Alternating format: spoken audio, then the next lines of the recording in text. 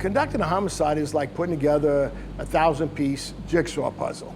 What happens if one piece doesn't fit, then the rest of the puzzle won't make sense. So you got to take it apart, and that's what they did.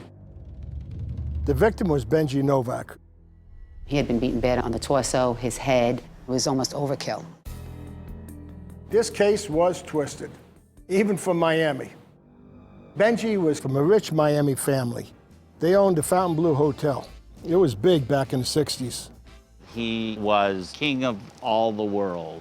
And my daddy owns this place, and you'll do as I tell you to do. He had a lot of enemies. He was a cutthroat. To put it bluntly, he was a brat. He wanted people to fear him.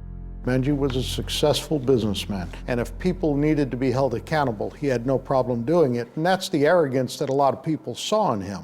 He had a lot of fetishes. He had the second largest Batman collection in the world. He became very wealthy in his own right.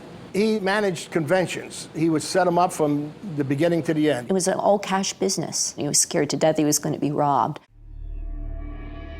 He always claimed to be a little sexually kinky. Prostitutes and strip clubs, and that's in fact where he met his wife, Narcy. He definitely was in love with Narcy. Benji was who he was. His wife was who she was. If they did things, that was between them. We really pound the pavement on this case. It was apparent that they wanted him to suffer. Who would go to such lengths to inflict such serious injury? Somebody with a really cold heart, I can tell you that. There was a lot of cast of characters. We found hitmen, we found girlfriends, we found money trails. And when it was all over, the oldest motive in the world, money and sex.